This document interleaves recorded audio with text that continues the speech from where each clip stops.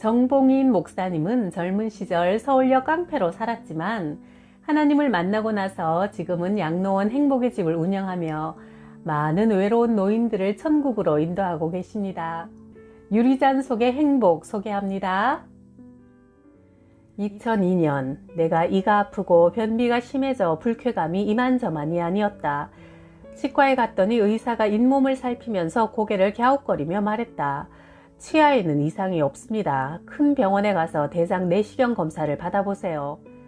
금촌 의료원으로 달려가 내시경 검사를 해보니 대장에 암덩어리 3개가 발견되었다.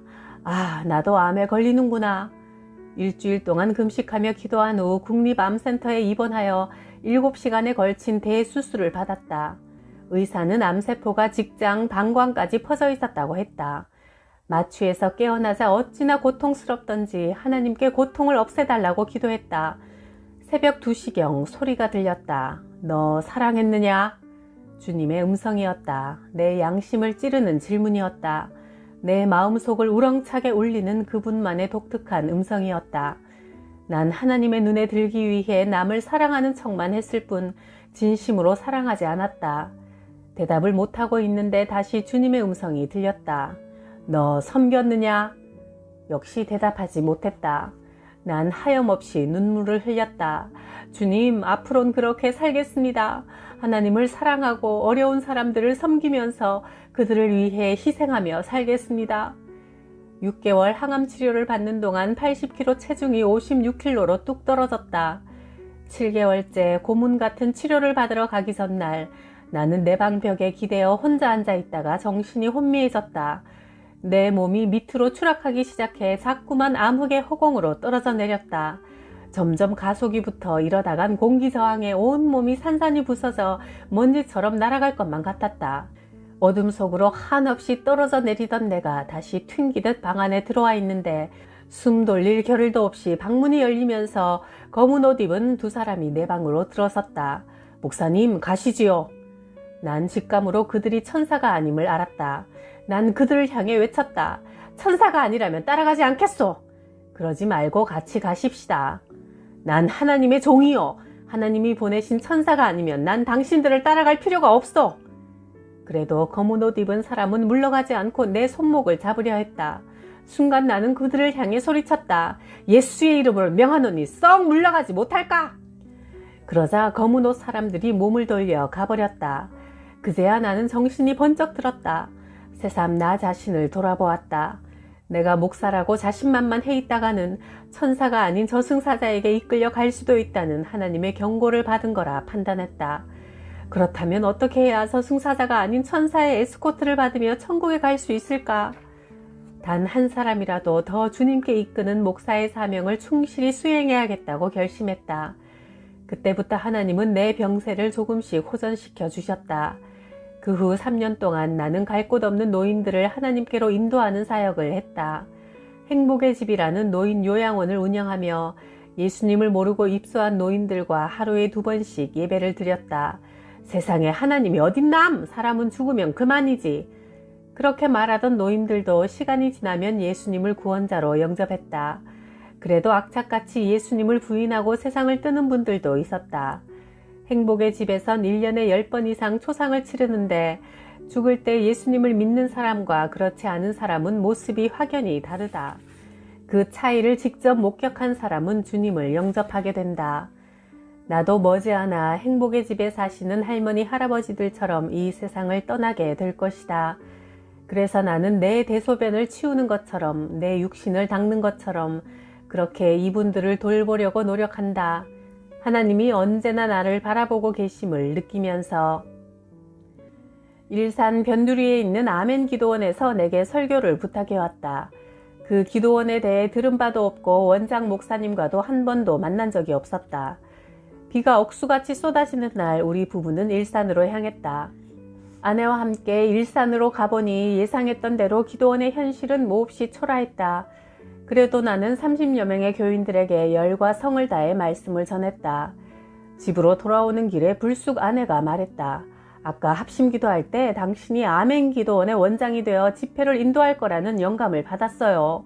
말도 안 되는 소리였다. 지금 원장이 버젓이 있는 데다 나도 그렇게 열악한 환경의 기도원을 성장시킬 자신이 없었다. 예배 시간 전에 원장인 장 목사님에게 들은 기도원의 사정은 이랬다. 어느 교회 조장로님이 2만 평 되는 자신의 땅에 기도원을 짓고 장 목사님을 초빙하여 원장님으로 모시고 운영했다. 그런데 지방자치단체에서 기도원이 있는 지역을 개발하는 바람에 장로님은 기도원 땅에 대한 보상으로 270억을 받아 챙기고는 소식을 끊어버렸다. 그렇다고 기도원을 폐쇄할 수도 없어 장 목사님이 사재를 털어 기도원을 운영하고 있었다. 기도원에 갔다 온 지 며칠 후 아멘 기도원 장 목사님에게 전화가 왔다. 정 목사님, 우리 기도원의 원장으로 오시지 않을래요? 그 순간 머리가 멍해지면서 아내가 한 예언이 머리에 섬광처럼 스쳐갔다. 제가요? 전 능력 없어요. 여기에서 능력이란 기도원을 인수할 돈을 의미하는 것이다. 염려 마십시오. 목사님만 오신다면 그건 제가 얼마든지 양보하겠습니다. 저는 수원에 있는 큰 교회에서 담임 목사로 초빙받았습니다. 전화를 끊고 아내와 상의하자 이미 내게 아멘 기도원 원장으로 갈 것이라 예언했던 아내도 깜짝 놀랐다. 3일간 아내와 나는 금식 기도를 한 후 1995년 3월 아멘 기도원 원장으로 부임했다. 2003년 여름 오후 기도원에 낯선 자동차 한 대가 들어왔다. 운전석에서 내리는 사람은 세련미가 철철 넘치는 30대 여자였다. 저는 일산에 사는 길혜선이라고 합니다. 그런데 무슨 일로 오셨어요? 여자는 차 뒷자리에 앉아있는 백발의 노인을 손으로 가리켰다. 저의 시어머니인데 지금 치매를 앓고 계시거든요. 남편과 제가 직장에 다니고 있어 도무지 어머니를 모실 수가 없어 염치불구하고 찾아왔어요. 목사님에 대한 말씀을 듣고 목사님이라면 저의 어머니를 잘 맡아주실 것 같다는 믿음이 와서요. 순간 울컥하고 화가 치밀었다. 자매님, 여긴 기도원이지 요양시설이 아닙니다. 치매 환자를 맡아서 보호하는 시설로 알아보시지요. 그러자 여인은 갑자기 울먹일 듯한 소리로 말을 이었다. 이런 마음 먹으면 천벌을 받을 것 같지만 용서하시고 들어주세요. 저분은 사실 우리 남편의 친어머니가 아닙니다. 시아버지가 혼자 되신 후 적적하게 지내시다가 서울의 어느 공원에서 사귀셨는데 작년에 재혼하신 분이에요. 그런데 아버님이 몇 달 전에 돌아가셨어요. 남편은 그래도 어머니라면서 모셔왔는데 2달 전에 갑자기 치매가 와서 지금 집안이 말이 아니에요. 그럼 저분의 친척들에게 보내드리면 되겠네요. 저분은 전에 포주 노릇을 하며 살던 분이라 호적도 이상해요. 남동생이란 분에게 연락을 했더니 우리 가족이 아니라면서 딱 잡아떼더군요. 목사님, 제발 받아주세요. 그녀는 노인을 차에서 내려놓자마자 봉투 하나를 내 손에 쥐어주었다. 우선 40만 원 가져왔습니다. 매달 20일에는 꼭 찾아뵙겠습니다. 제발 부탁드려요. 여인은 노인과 옷보따리 하나를 내려놓고는 쌩하니 차를 몰고 가버렸다. 실로 짧은 시간에 얼떨결에 일어난 일이었다.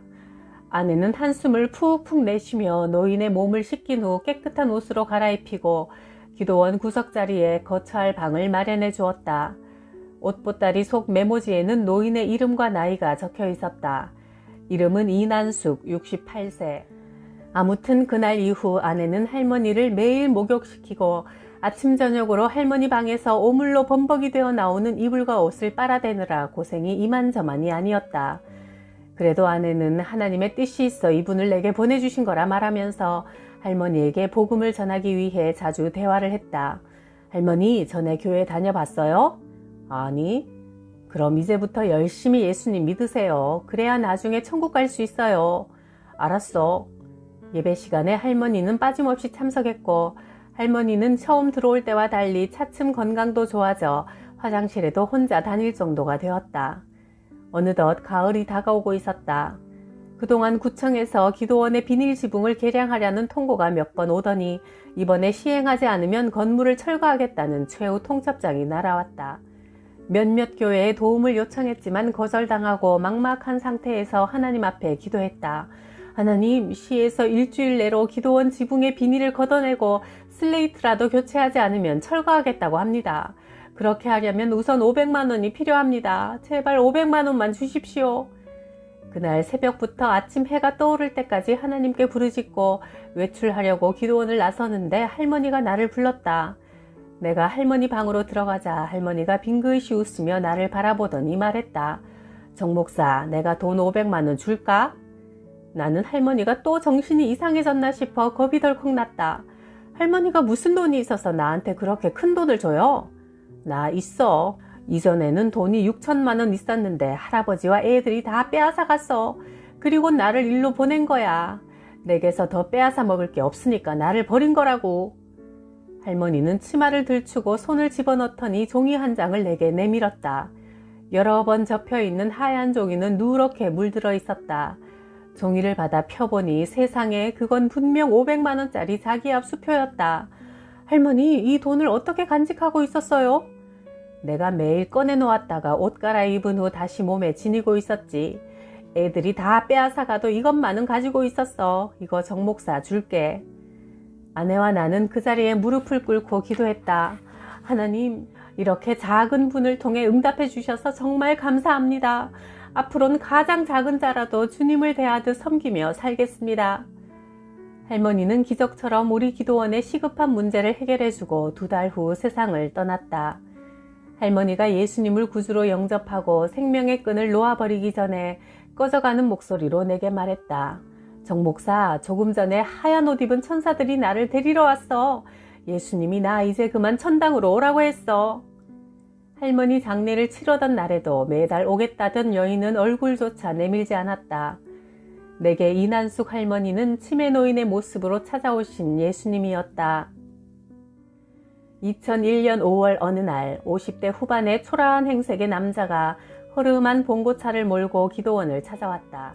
차 안에는 열쇠 깎는 기계, 구두 수선 도구 등이 가득 들어있었다. 미안해서 어쩌지요? 우린 수리할 것이 없는데요. 그래서 온 것이 아닙니다. 기도하러 왔습니다. 아, 그러세요? 그래, 어느 교회를 다니세요? 아직 섬기는 교회는 없습니다. 난 그를 전도할 생각으로 내 사무실로 안내했다. 세례는 받으셨는지요? 남자는 눈물이 글썽하여 대답했다. 하나님이 다 보고 계시니 솔직하게 말씀드리겠습니다. 저 사실 목사입니다. 연 목사님은 신정동의 제법 큰 교회 담임 목사였단다. 인류대학을 나와 엘리트 목사로 탄탄대로를 달려왔다.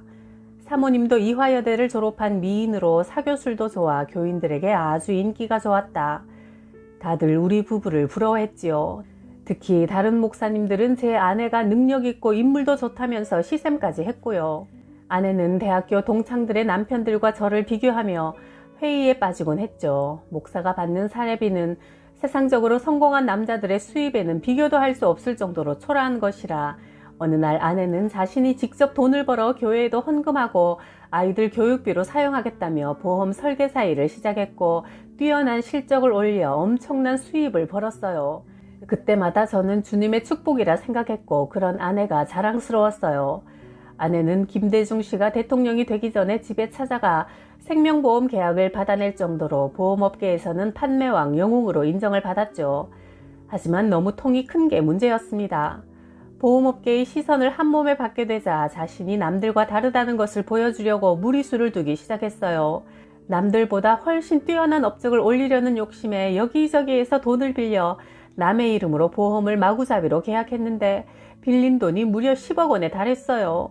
그러다 결국 빚쟁이들이 교회로 찾아와 이 교회 건물을 팔아서 우리 돈 해결해줘! 욕을 하며 교인들 앞에서 그 잘난 사모가 망신을 당하자 교회가 술렁거리기 시작했죠. 네, 그럴 줄 알았어. 이화여대 나왔다고 잘난 척하더니 자고로 목사 사모는 겸손해야 제격이라고. 그러던 어느 날 아내는 미안하다는 짤막한 편지 한 통만 남겨놓고 사라졌고 저도 교회에 사직서를 제출했지요. 가만히 있으면 당장 입에 풀칠하기도 어려울 뿐 아니라 한 군데 머물러 있으면 빚쟁이들이 수소문하여 찾아오니 이렇게 돌아다니는 게 마음이 편합니다. 내가 목사님에게 제안했다. 앞으로는 돌아다니지 마시고 여기서 숙식을 해결하십시오. 연 목사님은 100일 작정 회개 기도를 간절히 드렸다. 주의 종이라는 사람이 하나님보다 아내의 학벌과 미모를 더 의지했음을 회개하고 그 교만을 깨트려 주신 것에 대해 감사 기도를 드렸다. 목사님은 아침 예배를 드리고 나서 차를 몰고 열쇠나 구두를 고치러 다녔고 주일에는 고아원, 양로원 등을 방문하여 시설을 수리해주고 그 대가로 쌀이며 식품을 얻어왔다. 연 목사님의 경우처럼 주의 일에 부름받은 목사와 사모가 세상적인 지식과 능력으로 교회를 부흥시켜 보겠다고 하다가는 백이면 백, 교회에 큰 분란을 일으키고 만다. 연 목사님의 경우도 사모님이 조용히 기도하며 교회 일을 도왔다면 목사님이 이처럼 목회를 그만두고 방황하는 일은 일어나지 않았을 것이다.